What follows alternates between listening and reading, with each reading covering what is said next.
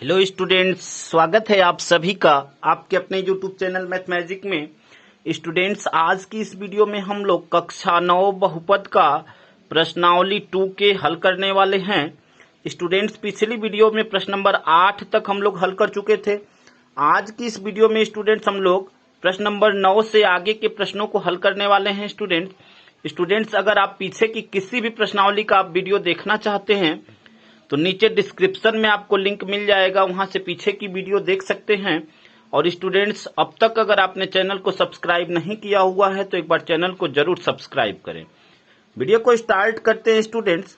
प्रश्न नंबर 9 है, यदि x cube plus a x square minus 2x plus a plus 4 का एक गुणनखंड x प्लस ए है तब a का मान ज्ञात कीजिए। तो स्टूडेंट्स, जब भी आपको ऐसे प्रश्न दिया हुआ है तो देखिए इसको कैसे हल करना है। आपको समीकरण क्या दिया हुआ है, x पे power 3 plus a x square minus 2x plus a plus 4। जो भी समीकरण दिया हुआ है, जब मान निकालने के लिए कहे तो उतना बराबर आपको 0 मान लेना है। अब आपको गुणनखंड क्या दिया हुआ है, x प्लस ए। अब इसके बराबर भी आपको 0 ले लेना है और यहीं से x का मान निकालकर इस समीकरण में आपको रखना है। तो x बराबर क्या हो जाएगा, a का इधर पक्षांतर होगा तो पॉजिटिव में, इधर जाएगा तो नेगेटिव में हो जाएगा। तो x बराबर माइनस से, यही मान जो है आपको इस समीकरण में रखना है। जहां जहां x है उसके स्थान पे माइनस से रखना है। तो रखते हैं इसको, तो क्या हो जाएगा, एक्स क्यू है, यहाँ पे एक्स क्यू है तो ए के एक्स के स्थान पे ए माइनस ए, तो माइनस ए का क्यू। फिर आपका क्या है, ए मल्टीप्लाई एक्स स्क्वायर, तो एक्स के स्थान पे माइनस ए और उसका स्क्वायर। फिर माइनस 2 मल्टीप्लाई फिर माइनस ए, फिर आपका ए, फिर 4 बराबर 0। अब देखिए, अब इसको और सरल करते हैं। तो सरल करने पे क्या होगा, जब किसी संख्या पे जो पावर है अगर विषम है तो वह संख्या निगेटिव में ही रहती है। तो अब देखिए यह क्या हो जाएगा, माइनस ए पे पावर 3। यहां से देखिए आपका क्या हो जाएगा, यहाँ पे 2 पावर है, ठीक है ना, और पावर जो है सम है। तो जब सम होता है कोई संख्या माइनस में और उस पे पावर अगर सम है तो वह पॉजिटिव में हो जाता है, यानी यह ए स्क्वायर और यहाँ एक पे ए पे 1 घात है तो क्या हो जाएगा, ए पे 3 घात। फिर यहाँ पे देखिए माइनस या प्लस हो जाएगा और क्या हो जाएगा, 2a। फिर आपका क्या हो गया, a प्लस 4। अब यहाँ पे आप देख रहे हैं कि यह नेगेटिव में या पॉजिटिव में दोनों आपस में कट जाएंगे। अब यहाँ पे 2a और यहाँ पे a, तो 2a और a मिलकर क्या हो जाएगा, यहाँ पे 1a है, यहाँ पे 1 छुपा रहता है तो 2 और 1 3a। 3a बराबर 4, हमें a का मान चाहिए तो a बराबर क्या हो जाएगा, 4। और यह जो 3 है वह कहाँ चला जाएगा स्टूडेंट्स, बटे में चला जाएगा। हाँ, यहाँ पे 4 का जब उधर पक्षांतर होगा तो 4 माइनस में हो जाएगा, ठीक है। अब यह 3 जो है कहाँ चला जाएगा, बटे में।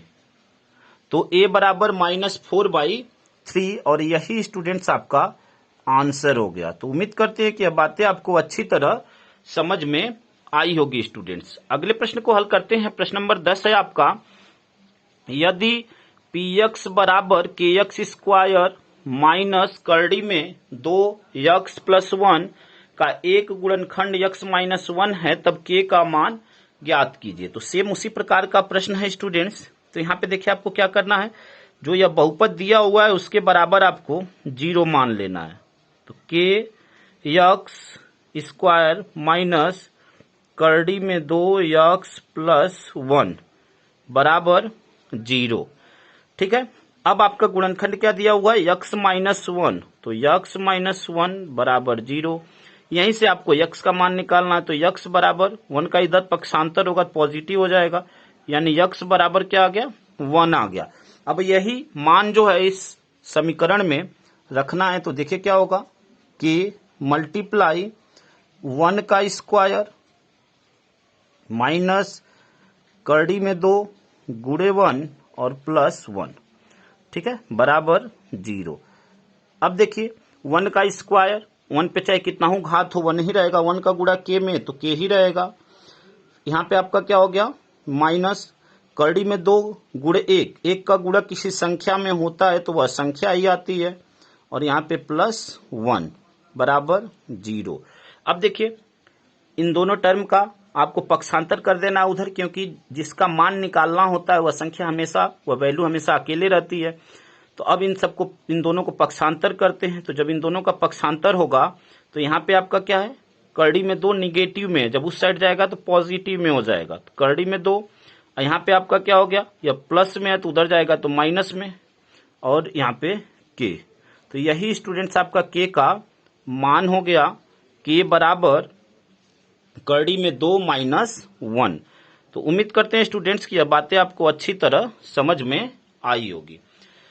अगले प्रश्न को हल करते हैं। प्रश्न नंबर 11 है, यदि x² plus ax plus b के गुणनखंड x - 2 x - 3 हैं तब a और b का मान ज्ञात कीजिए। तो देखिए यहाँ पे a और b का मान कैसे आपको निकालना है, ध्यान से समझिएगा। यहाँ पे आपका क्या दिया हुआ है समीकरण, x² plus ax plus b, अब इसके बराबर आपको 0 मान लेना है। अब एक बार यह मान रखना है इसी समीकरण में, एक बार यह रखना है। तो सबसे पहले x - 2 बराबर 0, x बराबर 2, पहले x बराबर 2 इस समीकरण में रखते हैं और देखते हैं कितना आता है। तो अब जहां जहां x है उसके स्थान पे 2 रखना है। तो यहाँ पे x² यानी 2 का स्क्वायर, फिर प्लस a × 2 प्लस b बराबर 0। अब देखिए 2 का स्क्वायर क्या हो जाएगा 4, तो 4 प्लस 2a प्लस b बराबर 0। अब आपको एक बार क्या रखना है, x - 3 रखना इसी में। तो क्या है आपका equation, x² plus ax plus b, इसको समीकरण 1 बना लीजिए। ठीक है, यह आपका समीकरण 1 हो गया। अब इसी इक्वेशन में एक बार आपको x - 3 की वैल्यू रखना है, मतलब ये अभी एक गुणनखंड है, तो यहां से x बराबर 3 हो जाएगा। देखिए x - 3 बराबर 0, ठीक है, तो x बराबर क्या हो जाएगा, उधर पक्षांतर होगा पॉजिटिव हो जाएगा।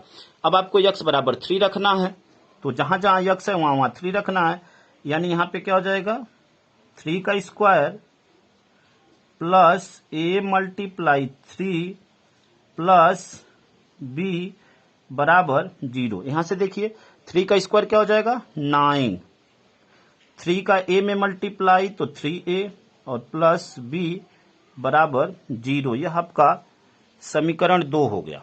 ठीक है स्टूडेंट्स, अब देखिए आपको क्या करना है, अब समीकरण 1 में से समीकरण 2 को घटाना है।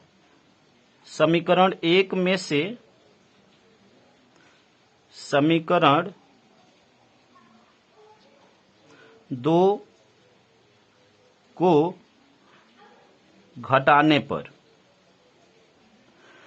अब देखिए समीकरण 1 है क्या आपका 4 प्लस 2a प्लस b बराबर 0। समीकरण 2 आपका क्या है 9 प्लस 3a प्लस b बराबर 0। अब जब आपको माइनस करना रहता है तो नीचे का चिन्ह बदल जाता है। अब यहाँ पे देखिए यह b प्लस माइनस मिलकर माइनस हो गया, तो और ऊपर प्लस में है तो यह माइनस में हुआ प्लस में तो कट जाएगा। अब यहाँ पे देखिए आपका क्या हो जाएगा, यहाँ पे -3a है और ऊपर 2a है, तो 3 में से 2 गया तो 1 हो जाएगा, यानी a हो जाएगा, 1 लिखने की जरूरत नहीं है, और चिन्ह बड़ी संख्या का तो माइनस में। यहाँ पे देखिए 9 में से 4 जाएगा तो 5 होगा, और चिन्ह बड़ी संख्या का तो माइनस में बराबर 0। हमें a का मान चाहिए, तो अब 5 का उधर पक्षांतर कर दें तो -a बराबर क्या हो जाएगा स्टूडेंट्स, 5 उधर जाएगा तो प्लस में हो जाएगा। अब यह जो माइनस है तो माइनस को उधर भेजेंगे तो यह माइनस में हो जाएगा, या आप कह लीजिए कि दोनों पक्षों में हम माइनस से गुणा कर दे रहे हैं, तो a बराबर आपका क्या हो गया -5। अब यही जो a का मान है आप समीकरण 1 अथवा 2 किसी में आप रख दीजिए, आपको b का मान प्राप्त हो जाएगा। तो चलिए a बराबर -5 समीकरण 1 में ही रखते हैं। समीकरण 1 में रखने पर, 1 में